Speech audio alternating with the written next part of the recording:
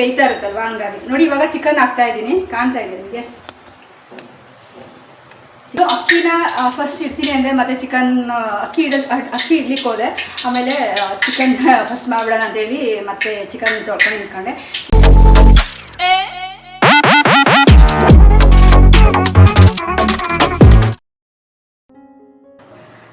Hi friends, welcome back to my YouTube channel Rani Kannada vlogs. ಎಲ್ಲರೂ ಹೇಗಿದ್ದೀರಾ? I hope ನೀವೆಲ್ಲರೂ ಕೂಡ ತುಂಬಾ ಚೆನ್ನಾಗಿದ್ದೀರಾ ಅಂತೇಳಿ. ಫ್ರೆಂಡ್ಸ್, ಇವತ್ತು ಇನ್ಸ್ಟೆಂಟಾಗಿ ಒಂದು ಚಿಕನ್ ಗ್ರೇವಿ ತೋರಿಸ್ತೀನಿ, ಬನ್ನಿ. ತುಂಬಾ ಚೆನ್ನಾಗಿರುತ್ತೆ, ಈಸಿಯಾಗಿ. ನಾನು ಕೂಡ ಇವಾಗ ಸ್ವಲ್ಪ ಬ್ಯುಸಿ ಇದ್ದೆ ನೋಡಿ. ನಾನು ಇವಾಗ ತಾನೇ ಸ್ನಾನ ಮಾಡ್ಕೊಂಬಂದ, ಅದು ನೀರು ಕೂದಲಿಂದ ಹನಿ ಇಟ್ಟಿದೆ, ಕೂದಲಿಂದ ಟಕ್ ಟಕ್ ಅಂತ ತಲೆ ಬಾಚ್ಕೊಂಡು ಕೂಡ. ಇನ್ಸ್ಟೆಂಟಾಗಿ ಹೇಗೆ ಚಿಕನ್ ಗ್ರೇವಿ ಮಾಡ್ಕೊಳ್ಳೋದು, ಸಿಂಪಲ್. ಒಂದೇ ಇಂಗ್ರೀಡಿಯೆಂಟ್ಸ್ ಹಾಕೋಂಥದ್ದು. ಮಾಮೂಲಿ ನಾವು ಏನು ಎಣ್ಣೆ ಉಪ್ಪು ಹಾಕ್ತೀವಿ ಅದನ್ನು ಬಿಟ್ಟರೆ ಒಂದೇ ಇಂಗ್ರೀಡಿಯೆಂಟ್ಸ್ ಹಾಕೋಂಥದ್ದು ಚಿಕನ್ಗೆ. ಅದಕ್ಕೆ ಜಾಸ್ತಿ ಏನು ಅಂತ ಇಂಗ್ರೀಡಿಯೆಂಟ್ಸ್ ಏನೂ ಹಾಕೋದೇ ಇಲ್ಲ. ಈ ಕೊತ್ತಂಬರಿ, ಪುದೀನ ಇಲ್ಲದಾಗೋದಿಲ್ಲ, ಶುಂಠಿ ಇಲ್ಲದಾಗೋದಿಲ್ಲ, ಆ ಥರದ್ದು ಏನೂ ಇಲ್ಲೇ ಇಲ್ಲ. ಈಸಿಯಾಗಿ ಮಾಡೋವಂಥದ್ದು, ಒಂದು ಇನ್ಸ್ಟೆಂಟಾಗಿ ಮಾಡೋಂಥ ಒಂದು ಚಿಕನ್ ಗ್ರೇವಿ ತೋರಿಸ್ಕೊಡ್ತೀನಿ. ಹಾಗೆ ಇವಾಗ ಅರ್ಜೆಂಟಿಗೆ ನಮಗೂ ಬೇಕಾಗಿತ್ತು, ಹಾಗಾಗಿ ನಿಮಗೂ ಕೂಡ ಶೇರ್ ಮಾಡ್ದಂಗೆ ಆಗುತ್ತೆ ಅಂತೇಳ್ಬಿಟ್ಟು ಚಿಕನ್ ಗ್ರೇವಿ ಮಾಡ್ತಾಯಿದ್ದೀನಿ. ಬನ್ನಿ. ಮತ್ತು ಇನ್ನೊಂದು, ಎಂಥ ತಂದೂರಿ ಚಿಕನ್ ಇಟ್ರು ಕೂಡ ಅದ್ರ ಮುಂದೆ ಅದು ವೇಸ್ಟೇ. ತಂದೂರಿ ಚಿಕನ್ ಆ ಥರ ಇರುತ್ತೆ ಈ ಒಂದು ಗ್ರೇವಿ. ಎಷ್ಟು ಚೆನ್ನಾಗಿರುತ್ತೆ ಅಂತಂದರೆ ಫಿದಾಗೋಗ್ಬಿಡ್ತೀರ ನೀವು. ಅದನ್ನು ನೀವು ಮಾಡಿ ಒಂದ್ಸಲ ಊಟ ಮಾಡಿ ನೋಡಿದರೆ ತುಂಬಾ ಟೇಸ್ಟಿಫುಲ್ ಆಗಿ ತುಂಬಾ ಚೆನ್ನಾಗಿರೋಂಥದ್ದು. ಬನ್ನಿ, ನಾನು ಹೇಗೆ ಮಾಡ್ತೀನಿ ಏನು ಎತ್ತ ಅಂತೇಳಿ ತೋರಿಸ್ಕೊಡ್ತೀನಿ. ನೀವು ಕೂಡ ಒಮ್ಮೆ ಮಾಡಿ. ಇನ್ನು ಯಾರೆಲ್ಲ ನನ್ನ ಚಾನಲ್ಗೆ ಸಬ್ಸ್ಕ್ರೈಬ್ ಮಾಡದೆ ನೋಡ್ತಾ ಇದ್ರೆ ಪ್ಲೀಸ್ ನನ್ನ ಚಾನಲ್ಗೆ ಸಬ್ಸ್ಕ್ರೈಬ್ ಮಾಡಿಕೊಂಡು ಸಪೋರ್ಟ್ ಮಾಡಿ. ಈ ವಿಡಿಯೋ ನಿಮಗೆ ಸ್ವಲ್ಪ ಇಷ್ಟ ಆದರೆ ದಯವಿಟ್ಟು ಲೈಕ್ ಮಾಡೋದನ್ನು ಮರಿಬೇಡಿ ಅಂತ ಹೇಳ್ತಾ ಬನ್ನಿ.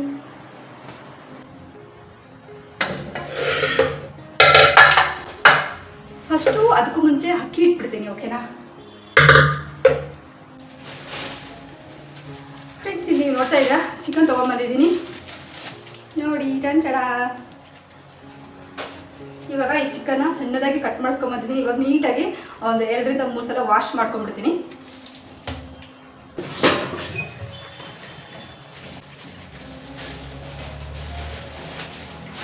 ಫ್ರೆಂಡ್ಸ್, ಇವಾಗ ಈ ಒಂದು ಬೌಲಿಗೆ ನಾನು ಚಿಕನ್ ಹಾಕ್ಕೊತೀನಿ.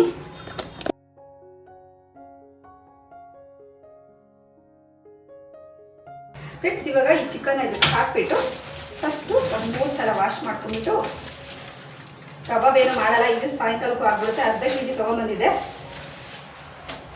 ಚಿಕನ್. ಮತ್ತು ಸೂಪರ್ ಡೂಪರ್ ಆಗಿದೆ ನೋಡಿ, ಲೆಗ್ ಪೀಸ್ ಎಲ್ಲ ಇದೆ. ಸಣ್ಣ ಹುಡಿ ಅಂದರೆ ಅದು ಕೂಡ ದಪ್ಪನೇ ಹೊಡೆದವ್ರೆ. ನೋಡಿ, ತೊಳ್ಕೊಂಡ್ಬಿಡ್ತೀನಿ ನೋಡಿ. ಇವಾಗ ಈ ಚಿಕನ್ ವಾಶ್ ಮಾಡಿದ್ದೀನಿ ನೀಟಾಗಿ. ಬೆಳಿಗ್ಗೆ ಹಾಲು ಕಾಯಿಸಿದ್ದೆ. ಫ್ರೆಂಡ್ಸ್, ಇದನ್ನು ನಾವು ಚಿಕನ್ ಫ್ರೈ ಅಂತನಾದರೂ ಕರಿಬೋದು, ಚಿಕನ್ ಗ್ರೇವಿನ ಅಂತನಾದರೂ ಕರಿಬೋದು. ಆ ರೀತಿ ಇದೆ ಈ ಒಂದು ರೆಸಿಪಿ. ಫ್ರೆಂಡ್ಸ್, ಇವಾಗ ನಾನು ಇಲ್ಲಿ ಸ್ಟವ್ ಹಚ್ಚಿ ಬಾಣಲಿ ಇಡ್ತೀನಿ, ಓಕೆನಾ? ಬಾಣಲಿ ಇಟ್ಟಿದ್ದೀನಿ. ಈ ಒಂದು ಬಾಣಲಿಯಲ್ಲೇ ಮಾಡ್ತೀನಿ. ಯಾಕಂದರೆ ಜಾಸ್ತಿ ಆಯ್ತು ಅಂತಂದರೆ ಒಂದು 15 to 20 ಮಿನಿಟ್ಸ್ ಬೇಯಬೇಕದು. ಹಂಗಾಗ್ಬಿಟ್ಟು ಬಾಣಲಿನೇ ಇಡ್ತೀನಿ. ಅದನ್ನೇ ದೊಡ್ಡದೊಂದು ತವ ಇದೆಯಲ್ಲ ಬ್ಲ್ಯಾಕ್ ಕಲರ್, ಅದನ್ನೇ ಇಡ್ತಾ ಇಲ್ಲ. ಇದು ಚೆನ್ನಾಗಿ ಕಾದ ನಂತರ ಆಯಿಲ್ ಹಾಕೋಬೇಕು. ಶುಂಠಿ ಬೆಳ್ಳುಳ್ಳಿ ಪೇಸ್ಟ್, ಇದಕ್ಕೆ ಏನು ಹಸಿರುಗಾಯಿ ಆ ಥರದ್ದು ಏನು ಹಾಕೋ ಥರ ಏನೂ ಇಲ್ಲ. ಇವಾಗ ಬಾಣಲಿ ಕಾದಿದೆ, ನಾನು ಆಯಿಲ್ ಹಾಕ್ತಾ ಇದ್ದೀನಿ.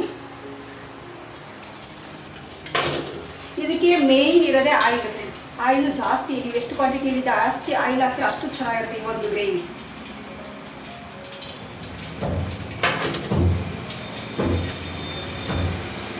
ಫ್ರೆಂಡ್ಸ್, ಇನ್ನೊಂದು ಸ್ವಲ್ಪ ಎಣ್ಣೆ ಹಾಕ್ತಾ ಇದ್ದೀನಿ. ನಿನ್ನೆ ನಾನು ಗೋಬಿ ಮಾಡಿದ್ದೆ ಅಲ್ವಾ, ಆ ಎಣ್ಣೆ ತೇಲ್ಸಿರೋಂಥದ್ದು ಹಾಗೆ ಇತ್ತು ಬಾಣಲಿಯಲ್ಲಿ. ಹಾಗಾಗಿ ಆ ಒಂದು ಎಣ್ಣೆನೇ ನಾನು ಇದಕ್ಕೆ ಹಾಕ್ತಾ ಇರೋಂಥದ್ದು. ಇನ್ನೂ ಸಾಕಾಗೋದಿಲ್ಲ, ಅರ್ಧ ಕೆಜಿ ಇನ್ನೂ ಸ್ವಲ್ಪ ಹಾಕ್ತಾ ಇದ್ದೀನಿ. ಹಸಿರುಗಾಯಿ, ಟೊಮೊಟೊ, ಈರುಳ್ಳಿ, ಬೆಳ್ಳುಳ್ಳಿ, ಶುಂಠಿ ಇದೇನು ಆಗದೆ ಇರೋ ಕಾರಣ ಆಯಿಲ್ ನಾನು ಸ್ವಲ್ಪ ಖರ್ಚಾದರೂ ಪರವಾಗಿಲ್ಲ ಅಂತ ಜಾಸ್ತಿ ಕ್ವಾಂಟಿಟಿಯಲ್ಲಿ ಹಾಕ್ತಾ ಇರೋಂಥದ್ದು. ಹಾಗಾಗಿ ಇದು ತುಂಬಾ ಟೇಸ್ಟ್ ಬರುತ್ತೆ ಆಯಿಲಿಂದ ಮಾಡ್ತಾ ಇರೋಂಥ ಈ ಒಂದು ರೆಸಿಪಿ. ಫ್ರೆಂಡ್ಸ್, ಇವಾಗ ಇದು ಚೆನ್ನಾಗಿ ಕಾಯಬೇಕು. ನಾವು ಕಬಾಬ್ ತಿನ್ನುವಾಗ ನಿಂಬೆ ಹುಳಿನ ಯೂಸ್ ಮಾಡ್ಕೊತೀವಿ. ಇದಕ್ಕೆ ನಿಂಬೆ ಹಣ್ಣು ಕೂಡ ನಾವು ಯೂಸ್ ಮಾಡೋ ಆ ಥರ ಇಲ್ಲ. ಅಷ್ಟು ಟೇಸ್ಟಿಫುಲ್ ಆಗಿರೋಂಥ ರೆಸಿಪಿ ಅಂತಲೇ ಹೇಳ್ಬೋದು. ನೀವೊಮ್ಮೆ ಟ್ರೈ ಮಾಡಿ. ಫಸ್ಟ್ ಇಡ್ತೀನಿ ಅಂದರೆ ಮತ್ತೆ ಚಿಕನ್ ಅಕ್ಕಿ ಇಡ್ಲಿಕ್ಕೆ ಹೋದೆ. ಆಮೇಲೆ ಚಿಕನ್ ಫಸ್ಟ್ ಮಾಡಿಬಿಡೋಣ ಅಂತೇಳಿ ಮತ್ತೆ ಚಿಕನ್ ತೊಳ್ಕೊಂಡು ಇಟ್ಕೊಂಡೆ. ಯಾಕೆ ಅಂತಂದರೆ ಅಲ್ಲಿವರೆಗೂ ಬೇಯ್ತಾ ಇರುತ್ತಲ್ವ, ಹಂಗಾಗಿ. ನೋಡಿ, ಇವಾಗ ಚಿಕನ್ ಹಾಕ್ತಾ ಇದ್ದೀನಿ, ಕಾಣ್ತಾ ಇದೆ ನಿಮಗೆ. ಚಿಕನ್ ಹಾಕ್ತಾ ಇದ್ದೀನಿ. ಆದಷ್ಟು ನೀವು ಈ ಒಂದು ಚಿಕನಲ್ಲಿ ಚಿಕನ್ನ ವಾಶ್ ಮಾಡಿದಾಗ ನೀರು ಇರುತ್ತಲ್ವ, ಆ ನೀರನ್ನ ಆದಷ್ಟು ಅದನ್ನು ತೆಗೆದಕ್ಕೆ ನೋಡಿ. ನೀರಿತ್ತು ಅಂತಂದರೆ ಇನ್ನೂ ತುಂಬಾ ನೀರು ಬಿಡುತ್ತೆ. ನಾವು ಎಣ್ಣೆ ಕ್ವಾಂಟಿಟಿ ಜಾಸ್ತಿ ಹಾಕಿರ್ತೀವಲ್ಲ, ಹಾಗಾಗಿ ಚಿಕನ್ ಬೇರೆ ಸಪ್ರೇಟಾಗಿ ನೀರು ಬಿಡುತ್ತೆ. ಅದು ಅದರಲ್ಲೇ ಅದು ಎಣ್ಣೆ ಕ್ವಾಂಟಿಟಿ ಹಾಗೆ ನೀರು ಅದರಲ್ಲೇ ಅದು ಬೆಂದ್ಕೊಳ್ಳುತ್ತೆ. ನಾವು ಜಾಸ್ತಿ ನೀರು ಬಿಡಬಾರ್ದು. ನಾವು ಇವಾಗಲೂ ಈ ಟೈಮಲ್ಲಿ ಇದಕ್ಕೆ ನಾವು ಉಪ್ಪು ಹಾಕೋದು ಬೇಡ. ಒಂದು 5 ನಿಮಿಷ ಸ್ವಲ್ಪ ಮುಚ್ಚಿ ಬಿಟ್ಬಿಡ್ತೀನಿ, ಆಮೇಲೆ ನಂತರ ಉಪ್ಪು ಹಾಕ್ತೀನಿ. ಚೆನ್ನಾಗಿ ಬೇಯಿ. ಇವಾಗ 1 ಲೋಟ ಅಕ್ಕಿ ತೊಗೊಂಡಿದ್ದೀನಿ. ಈ ಅನ್ನ ನಾವು ಈ ಒಂದು ಗ್ರೇವಿಗೆ ಹೆಂಗೆ ಮಾಡ್ಕೋಬೇಕಪ್ಪ ಅಂತಂದರೆ, ಈ ಒಂದು ಗ್ರೇವಿ ಅಥವಾ ಈ ಒಂದು ಚಿಕನ್ ರೆಸಿಪಿ ಏನು ಮಾಡ್ತಾ ಇದ್ದೀನಲ್ಲ, ಇದಕ್ಕೆ ಆದಷ್ಟು ಉದುರುಗಿರಬೇಕು. ಅನ್ನನೂ ಬೆಂದಿರಬೇಕು, ಉದುರುಗಿರಬೇಕು. ಅಕ್ಕಿ ತೊಗೊಬಂದು ತುಂಬ ದಿನ ಆಗಿತ್ತು, ಹಾಗಾಗ್ಬಿಟ್ಟು ನಮ್ಮಿಬ್ಬರಿಗೆ ಬೇಗ ಖಾಲಿ ಆಗೋದಿಲ್ಲ ನೋಡಿ. ಹಾಗಾಗಿ ಸ್ವಲ್ಪ ಕಪ್ಪು ಹುಳ ಅಲ್ಲಲ್ಲೇ ಒಂದೊಂದು ಕಪ್ಪುದು ಈ ಗೋಧಿ ಕಾಳೊಳಗಿರುತ್ತಲ್ಲ, ಅಂದರೆ ಗೋಧಿ ಒಳಗಡೆ ಇರುತ್ತಲ್ವ ಕಪ್ಪು ಹುಳ, ಆ ಥರದ್ದು ಹುಳ ಕಾಣಿಸ್ಕೊತಾ ಇತ್ತು. ಹಾಗಾಗಿ ನಾನು ಒಂದು ಸಲ ಕೇರ್ಬಿಟ್ಟು ಒಂದು 2-3 ಸಲ ಚೆನ್ನಾಗಿ ಸೋನಾ ಮಸೂರಿ ಅಕ್ಕಿ ಆದರೂ ಕೂಡ ಒಂದು 3-4 ಸಲ ಅಥವಾ 2-3 ಸಲ ಇಷ್ಟು ಸಲ ನಾನು ತೊಳೆಯುವಂಥದ್ದು ಅಕ್ಕಿ. ಈ ಒಂದು 2 kg ಅಷ್ಟಿದೆ. ಆ ಒಂದು ಅಕ್ಕಿಯಲ್ಲಿ ಮಾತ್ರ ಈ ಥರ ಹುಳ ಕಾಣಿಸ್ಕೊಂಡಿದ್ದು.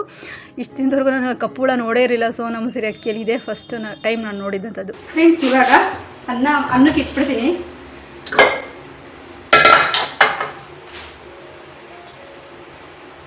ಈ ಒಂದು ಚಿಕನ್ ಮಾಡ್ತಾನೆ ಅನ್ನನೂ ಮಾಡ್ತೀನಿ. ಇದು ಬಂದು ಸೋನಾ ಮಸೂರಿ ಅಕ್ಕಿನೇ, ಬಟ್ ಆದರೆ ಏನು ಅಂತಂದರೆ ನೋಡಿ, ಕಪ್ಪುದು ಹುಳ ಆಯಿತು. ಕಪ್ಪು ಹುಳ ಜಾಸ್ತಿ ಯೂಸ್ ಮಾಡಲಿಲ್ಲ ಅಂದರೆ ಕಪ್ಪು ಹುಳ ಆಗುತ್ತೆ. ಕಪ್ಪು ಹುಳ ಈ ಥರ ತಪ್ಪಬೇಕು, ಏರಿದೆ ಒಂದು ಸಲ ಹಿಂಗನಾಗಲಿ ಅಂತೇಳಿ.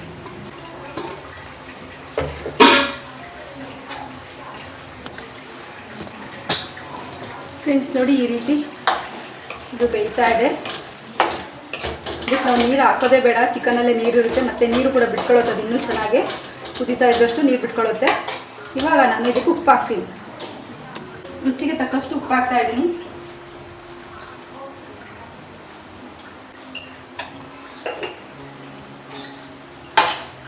ಚೆನ್ನಾಗಿ ಮಿಕ್ಸ್ ಮಾಡ್ಕೋಬೇಕು ಒಂದ್ಸಲ. ಇದು ಆದಷ್ಟು ಲೋ ಫ್ಲೇಮಲ್ಲಿ ಬೇಯಿಸಿದ್ರೆ ಬೆಟರ್, ಯಾಕಂದರೆ ಚಿಕನ್ನು ಕೂಡ ಬೇಯಬೇಕಲ್ವ, ಎಣ್ಣೆ ಒಳಗೆ ಬೇಯಂಥದ್ದು. ಇದಕ್ಕೆ ನಾನು 1 ಹನಿ ನೀರನ್ನ ಆ್ಯಡ್ ಮಾಡ್ತಾ ಇಲ್ಲ, 1 ಹನಿನೂ ಕೂಡ ನಾನು ನೀರನ್ನ ಹಾಕ್ತಾ ಇಲ್ಲ. ತುಂಬ ಚೆನ್ನಾಗಿರುತ್ತೆ.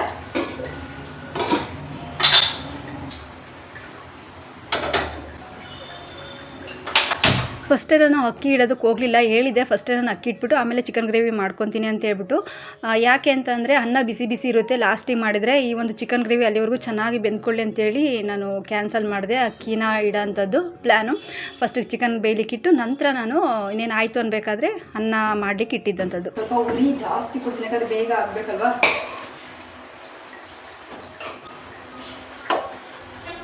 ಇದು ನಮಗೆ ಇವಾಗ ಮತ್ತು ಸಾಯಂಕಾಲಕ್ಕೂ ಕೂಡ ಸೇರಿಸಿ ಮಾಡಿದ್ದೀನಿ. ನೀವು ಬೇಕಾದ್ರೆ ಸ್ವಲ್ಪ ಸಾಂಬಾರು ಪುಡಿ ಹಾಕೋಬೋದು. ಸಾಂಬಾರು ಪುಡಿ ಹಾಕೋಕ್ಕಿಂತ ಬರೀ ಖಾರದ ಪುಡಿ ಹಾಕಿದ್ರೆ ಬೆಟರು. ಬರೀ ಖಾರದ ಪುಡಿ ಒಂದೇ ರೆಸಿಪಿ ಇದು, ಖಾರದ ಪುಡಿ ಹಾಕಿ ಮಾಡೋಂಥದ್ದು. ಕಾಣ್ತಾ ಇದೆ ನೀಟಾಗಿ. MTR ನೋಡಿ ಹೆಂಗೆ ಅದು ಬೇಯ್ತಾ ಇದೆ ಅಂತೇಳಿ. ಅದು ನೀರೇನು ಅಂಶ ಇದೆಯಲ್ಲ, ನೀರಿನ ಅಂಶ ಎಲ್ಲ ಹಿಂಗೋಬೇಕು, ಹಂಗೆ ಬೇಯಿಸ್ಬೇಕು. ಅದರಲ್ಲೇ ಚಿಕನ್ ಚೆನ್ನಾಗಿ ಬೇಯಬೇಕು. ಚೆನ್ನಾಗಿ ಅರ್ಧ ಬೆಂದಿದೆ. ಈ ಟೈಮಲ್ಲಿ ನಾನು ಖಾರದ ಪುಡಿ ಹಾಕ್ತೀನಿ. ನೋಡ್ಕೊಂಡು ಹಾಕೊಳ್ಳಿ, ನೀವು ಎಷ್ಟು ಚಿಕನ್ ತೊಗೊತೀರೋ ಅದ್ರ ಮೇಲೆ ಡಿಪೆಂಡ್ ಆಗಿರುತ್ತೆ. ಖಾರ ಎಷ್ಟು ಹಾಕೋಬೇಕು, ಎಷ್ಟು ನಿಮಗೆ ಸ್ಪೈಸಿ ಬೇಕು ಅಂತೇಳಿ. ನಾನು ಇವಾಗ 2-2.5 ಸ್ಪೂನು ಈ ಒಂದು ಚಿಲ್ಲಿ ಪೌಡರ್ ಹಾಕ್ಕೊತಾ ಇದ್ದೀನಿ.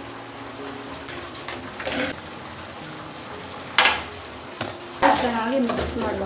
ಚಿಕನ್ ತಂದಾಗ ಒಂದು 100 ಗ್ರಾಮ್ ಅಷ್ಟು ನಾವು ಈ ಥರ ಫ್ರೈ ಮಾಡ್ಕೊಂಡು ಎವ್ರಿ ಟೈಮ್ ತಿಂತಾ ಇದ್ವಿ. ಬಟ್ ಆದರೆ ಈ ಸಲ ಸಾಂಬಾರೇನು ಮಾಡೋದು ಬೇಡ ಅಂತೇಳ್ಬಿಟ್ಟು ಬೆಳಿಗ್ಗೆ ಸಾಯಂಕಾಲಕ್ಕೆ ಆಗಲಿ ಅಂತೇಳ್ಬಿಟ್ಟು ಜಾಸ್ತಿ ಎಣ್ಣೆ ಹಾಕ್ಬಿಟ್ಟು ಒಂದು ಅರ್ಧ kg ತೊಗೊಂಬಂದು ಮಾಡಿದಂಥದ್ದು. ನಮ್ಮ ಕೂಕುಗೆ ಈ ಒಂದು ಗ್ರೇವಿ ಅಥವಾ ಈ ಒಂದು ರೆಸಿಪಿ ಅಂದರೆ ತುಂಬ ಇಷ್ಟ. ಅದಕ್ಕೆ ಈಸಿಯಾಗಿ ಏನು ತರಕಾರಿ ಇಲ್ಲದೆ ಈಸಿಯಾಗಿ ಫಾಸ್ಟಾಗಿ ಮಾಡ್ಕೊಳ್ಳೋಂಥ ಒಂದು ಒಳ್ಳೆ ರೆಸಿಪಿ ಅಂತಲೇ ಹೇಳ್ಬೋದು.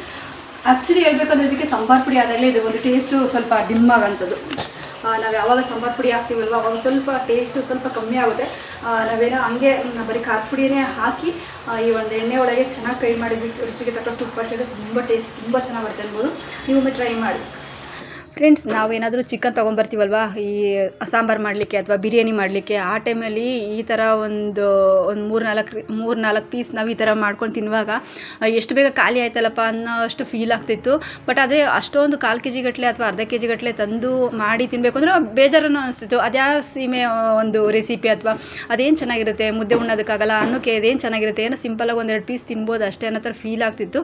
ಈ ಸಲ ಧೈರ್ಯ ಮಾಡಿ ಇರಲಿ, ಏನಾಗುತ್ತೋ ಆಗಲಿ, ಬೆಳಗ್ಗೆ ಸಾಯಂಕಾಲಕ್ಕೆ ಇಬ್ಬರಿಗೆ, ನನಗೂ ನನ್ನ ಮಗಳಿಗೆ ಎಷ್ಟಾಗುತ್ತೋ ಅಷ್ಟು ಆಗ್ಬಿಡಲಿ ಅಂತೇಳಿ ದೊಡ್ಡ ಧೈರ್ಯ ಮಾಡಿ ತಂದು ಎಣ್ಣೆ ಯಾವ ಥರ ಮೇಲೆ ಬಿಟ್ಕೊಂಡು ಬಂದಿದೆ ಅಂತೇಳಿ. ಎಣ್ಣೆ ಹಿಂಗೆ ಕಾಣ್ತಾ ಇದೆ, ನೀರೆಲ್ಲ ಹಿಂಗ್ಬಿಟ್ಟು ಎಣ್ಣೆ ಕಾಣ್ತಾ ಇದೆ. ಎಣ್ಣೆ ಜಾಸ್ತಿ ಕ್ವಾಂಟಿಟಿಲಿ ಹಾಕಿದ್ದೀನಲ್ವ, ಈ ನೀರೆಲ್ಲ ಹಿಂಗಬೇಕು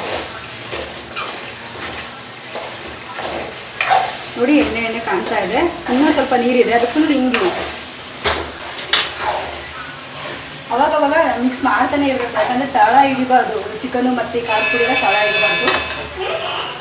ಅದು ಯಾವಾಗ ಎಣ್ಣೆ ಬಿಟ್ಕೊತಾ ಇರುತ್ತಲ್ಲ, ಆವಾಗ ನೀವು ಕೈ ತಿರುಗಿಸ್ತಾನೆ ಇರಬೇಕು, ಇಲ್ಲಾಂದರೆ ತಳ ಹಿಡಿದ್ಬಿಡುತ್ತೆ ಚಿಕನ್ನು ಹಾಗೆ ಎಣ್ಣೆ. ಚಿಕನ್ ಎಷ್ಟು ಚೆನ್ನಾಗಿ ಸ್ಪಾಂಜ್ ಬೆಂದಿದೆ, ಹಾಗೆ ನೀರಿನ ಅಂಶ ಎಲ್ಲನೂ ಕೂಡ ಹೋಗಿ ತಳ ಹಿಡಿತಾ ಇದೆ ನೋಡಿ.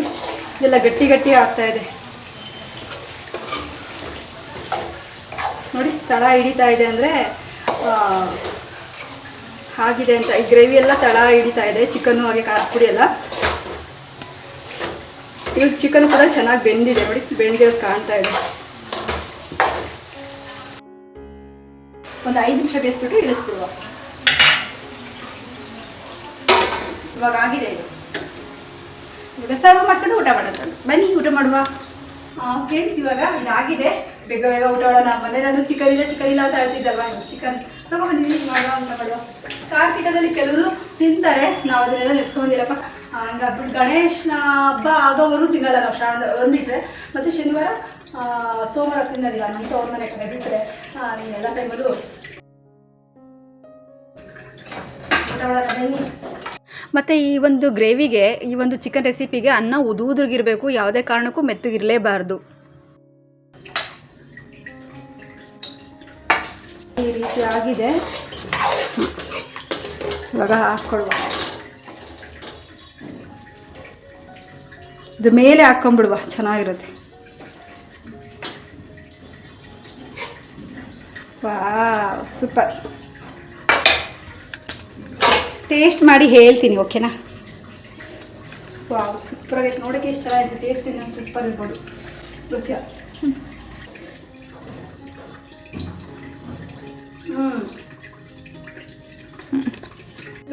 ಕಲ್ತ್ಕೊಳ್ಳಿ, ಮಾಡ್ಕೊಳ್ಳಿ, ತಿನ್ಕೊಳ್ಳಿ. ನೋಡ್ಕೊಳ್ಳಿ, ಮಾಡ್ಕೊಳ್ಳಿ, ತಿನ್ಕೊಳ್ಳಿ.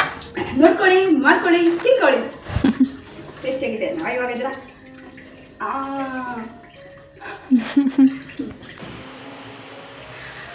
ಓಕೆ ಫ್ರೆಂಡ್ಸ್, ನೋಡಿದ್ರಲ್ವಾ ಇವತ್ತಿನ ಒಂದು ಚಿಕನ್ ರೆಸಿಪಿ ಹೇಗಿತ್ತು.